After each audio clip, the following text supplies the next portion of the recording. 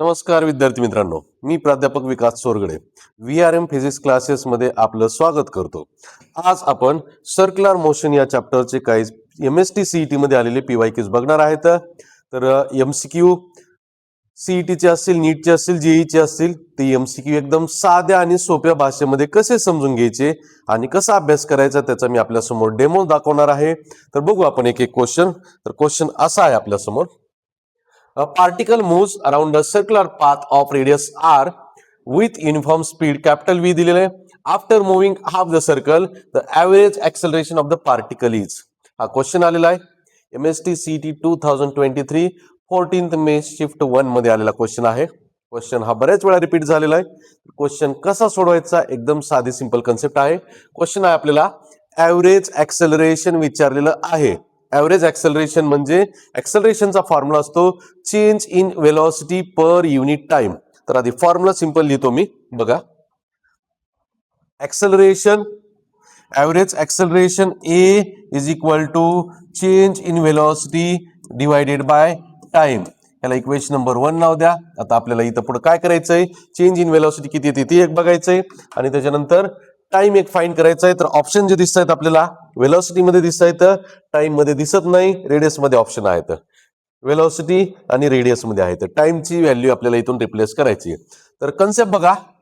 Particle moves around the circular path of radius r with uniform speed v after moving half the circle. या पद्धतीने ही circular motion आहे. Particle for example या पॉइंटला आहे. या पॉइंटला त्याची वेलोसिटी ही टँजेन्शियल असते. वेलोसिटी कशी असते, टँजेन्शियल असते. टँजेन्शियल वेलोसिटी, वेलोसिटीची डायरेक्शन आहे v1, त्याचं मॅग्निट्यूड दिलेलं आहे v1 is equal to v. Half circle complete झाल्यानंतर ती वेलोसिटी डाऊनवर्ड डायरेक्शन मध्ये असेल. हाफ सर्कल कंप्लीट झाल्यानंतर टँजेन्शियल वेलोसिटीची व्हॅल्यू जी आहे ते v2 is equal to magnitude v2 equal to minus v असेल. वेलोसिटीचं मॅग्निट्यूड सेम दिलेलं आहे. युनिफॉर्म स्पीड v दिलेली आहे. इनिशियली जर समजा आपण अपवर्ड डायरेक्शन मध्ये घेतली तर फायनल व्हॅल्यू डाऊनवर्ड डायरेक्शन मध्ये लिहा. ओके, तर आपण काय करू आता, ऍक्सेलरेशन फाइंड करण्यासाठी चेंज इन वेलोसिटी फाइंड करू. v2 minus v1 is equal to v2 minus v1 is equal to magnitude मध्ये v2 ची व्हॅल्यू मायनस v आहे, मायनस v1 ची व्हॅल्यू पण v आहे, minus v, minus v, minus v, minus 2v, magnitude घेतले त्याचं 2v आलं. म्हणजे हे इक्वेशन मध्ये पहिली एक व्हॅल्यू तर मिळाली आपल्याला, काय आहे v2 मायनस v1 ची व्हॅल्यू 2v येते. मॅग्निट्यूड घेतले. ऍव्हरेज फाइंड करायचंय त्याच्यासाठी मॅग्निट्यूड घेतलं. ऑप्शन मध्ये कुठंच निगेटिव्ह दिसत नाही तुम्हाला, मॅग्निट्यूड घेतलं. ओके, दुसरा पार्ट बघायचा आपल्याला. टाइमची व्हॅल्यू रिप्लेस करावी लागेल. टाइमची व्हॅल्यू रिप्लेस करण्यासाठी काय करावं लागेल बघा इथं. मॅग्निट्यूड ऑफ वेलोसिटीचाच formula. Magnitude of velocity is equal to distance divided by time. Distance divided by time. Magnitude of velocity v is equal to distance. किती डिस्टन्स कव्हर केलेलं आहे, हा सेंटर असेल, हाफ सर्कल कव्हर केलेला आहे. Half circle मध्ये distance किती cover झालं, हाफ सर्कम्फरन्स एवढं. पूर्ण सर्कम्फरन्स म्हणजे 2πr, हाफ सर्कम्फरन्स म्हणजे πr. डिस्टन्स किती कव्हर केलेलं आहे, πr एवढं कव्हर केलेलं आहे, डिवायडेड बाय टाइम t. इथून t ची व्हॅल्यू रिप्लेस केली आपण, t is equal to πr divided by v. म्हणजे t ची व्हॅल्यू मिळवली आपल्याला πr डिवायडेड बाय v. तर याच्यामध्ये बघा इकडं v2 मायनस v1 ची व्हॅल्यू 2v आणि t ची value πr divide by v. या सगळ्या व्हॅल्यू इक्वेशन 1 मध्ये ठेवल्या. आपल्याला मिळते acceleration. Acceleration A is equal to v2 minus v1 ची value 2v divided by time ची व्हॅल्यू जी आहे πr divided by v, πr divided by v, πr divided by v. v multiplication मध्ये गेला. A is equal to 2v square divided by πr. A equal to 2v square divided by πr. 2v square divided by πr. आपला C option आहे 2v square divide by πr. एकदम simple language मध्ये आहे. Basic concept, basic फॉर्म्युले लक्षात ठेवायचे. तर सगळ्या concept use करून आपण एक्झाम्पल सोडवलेला आहे. तर अजून एक क्वेश्चन आहे पुढे आपल्याकडे असंच. या पद्धतीने बघू पुढचा क्वेश्चन काय आहे तो. बघा क्वेश्चन काय दिलेला आहे. A wheel of radius 1 metre rolls through 180 degree. Simple बघा, व्हील दिलेलं आहे, रेडियस 1 मीटर आहे, rolls through 180 degree over a plane surface दिलेलं आहे.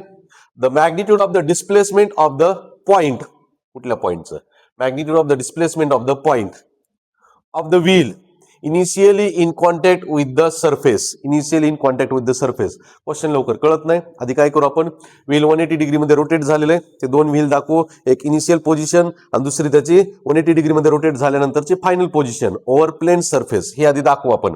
तर डायग्राम ड्रॉ करू एक सिंपल. बघा इकडं या पद्धतीने एक व्हील आहे. व्हीलचा हा इनिशियल पॉइंट आपण घेतला. इनिशियल पॉइंट फॉर एक्झाम्पल याला ए नाव दिलं. ठीक आहे. Initial point which is in contact with the surface हा ए पॉइंट घेतला. हे व्हील रोटेट झाल्यानंतर काय झाले, हाफ सर्कल रोटेट झाले. हाफ सर्कल रोटेट झाले म्हणजे ए पॉइंट वरती गेलेला असेल. ए पॉइंट कुठं वरती पोहोचलेला असेल. म्हणजे हा पॉइंट जो आहे ए पॉइंट आपल्याला इथं पोहोचला, त्याला आपण नाव देऊ ए डॅश. आता ए नाही, ए डॅश नाव दिलं. ए पॉइंट वरती पोहोचला. ठीक आहे. सिमिलरली इथे एक आपण पॉईंट कुठलाही घेतला आपण बी, तर तो पॉईंट बॉटमला आला बी डॅश, म्हणजे हाफ सर्कल कंप्लीट झालाय. आपल्याला काय करायचंय, इनिशियली जो पॉईंट कॉन्टॅक्ट मध्ये होता सरफेसच्या, त्याचं टोटल डिस्टन्स किती झाले, मॅग्निट्यूड ऑफ डिस्प्लेसमेंट विचारले, ते फाइंड करायचं. म्हणजे ए डॅश ही आपल्याला डिस्टन्स फाइंड करायचंय. हे बघू आपण काय आहे ते. हे काय आहे, डायमीटर आहे, रेडियस आर आहे, रेडियस आर आहे. रेडियसची व्हॅल्यू 1 मीटर दिलेली, 1 1 1 + 1 2 झाला. नेक्स्ट, आता इथं सगळं डायग्राम जर बघितले एकदम सिंपल लँग्वेज मध्ये, तर आपल्याला हा राईट अँगल ट्रायंगल दिसतंय. त्याच्यामध्ये आपल्याला ए डॅश हे डिस्टन्स फाइंड करायचंय. ते फाइंड करण्यासाठी आधी आपल्याला ए बी पण माहित असणं गरजेचं आहे. आपण ए डॅश बी डॅश हे जे डिस्टन्स आहे कोणतं, A dash B dash diameter आहे. A dash B dash is equal to 1 + 1 2 metre एवढं मिळालंय आपल्याला एक व्हॅल्यू. ए बी डॅश चे डिस्टन्स आहे ते थोडंसं कन्फ्युज होऊ शकतंय. बऱ्याच जणांना कन्सेप्ट क्लिअर झालेली असली तर काय झाले ते, हा सर्कल, हा जो व्हील आहे तो व्हील किती रोटेट झालेला आहे, हाफ सर्कल एवढा रोटेट झालेला आहे. इथून हाफ सर्कल एवढं रोटेशन झाले त्याचं, म्हणजे ह्या A dash B dash surface पर्यंत त्याचं जे डिस्टन्स आहे ते हाफ सर्कम्फरन्स एवढं झालं. किती झालं, c/2.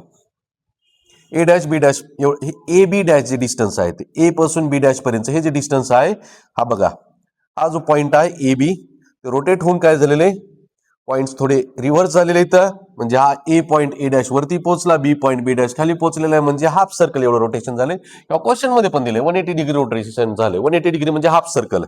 तर c/2 म्हणजे सर्कम्फरन्स 2πr असतो, त्याचा half circumference c is equal to πr. रेडियसची व्हॅल्यू 1 आहे, म्हणजे किती मिळालं आपल्याला, पाय व्हॅल्यू मिळाली. कोणती, c/2 is equal to πr. 2 2 cancel झाला, इज इक्वल टू पाय. कोणती व्हॅल्यू मिळाली, ए बी डॅश, म्हणजे A B dash is equal to किती मिळालं आपल्याला, पाय व्हॅल्यू एवढी मिळाली. आता इथं दोन व्हॅल्यू मिळाल्या आपल्याला, एक ए डॅश बी डॅश, दुसरी ए बी डॅश. आपल्याला विचारली ए डॅश. हे फाइंड करण्यासाठी साधी सिंपल कन्सेप्ट यूज करायची, पायथागोरस थेरम. पायथागोरस थेरम बघू आपण. पायथागोरस थेरमने A dash square, A dash square is equal to A dash B dash square, A dash B dash square plus A B dash square, A B dash square. हे formula न लिहिता तुम्ही direct लिहू शकत होतात. कोणतं, A dash square, A dash bracket square. हे formula न लिहिता डायरेक्ट काय लिहिता येईल, हायपोटेन्यूस square equal to sum of squares of remaining 2 sides right angle triangle मध्ये. म्हणजे ही जी समोरची साइड आहे 2 आहे, त्याचा स्क्वेअर झाला 4 झाला, 2 स्क्वेअर प्लस हा जो बेस आहे त्याचा तो किती आहे, पाय आलेला आहे, त्याचा square pi square. Okay, 2 square 4 plus pi square. आपल्याला ए डॅश पाहिजे, म्हणजे याचं स्क्वेअर रूट घेतलं तर सेपरेट स्क्वेअर रूट निघत नाही, त्याला डायरेक्ट स्क्वेअर रूट मध्ये लिहिता येईल. 4 + पाय स्क्वेअर, 4 + पाय स्क्वेअर. या पद्धतीने एकदम सिंपल लँग्वेज मध्ये आपण क्वेश्चन समजून घेतलेला आहे. तर असेच क्वेश्चन समजून साध्या सिंपल लँग्वेज मध्ये जर फिजिक्स शिकायचं असेल तुम्हाला, तर VRM फिजिक्स क्लासेस मध्ये जॉईन व्हा. आपला क्लास नवीन 12वी बॅच 27 जानेवारी पासून सुरू होत आहे. तर जेवढे इच्छुक विद्यार्थी आहेत धाराशिव मधील ऑफलाईन क्लास करणाऱ्यांना सर्वांपर्यंत हा व्हिडिओ पोहोचवा आणि साध्या सिंपल लँग्वेज मध्ये फिजिक्स समजून घेण्यासाठी त्या विद्यार्थ्यांना पण तुम्ही आमंत्रित करा. धन्यवाद.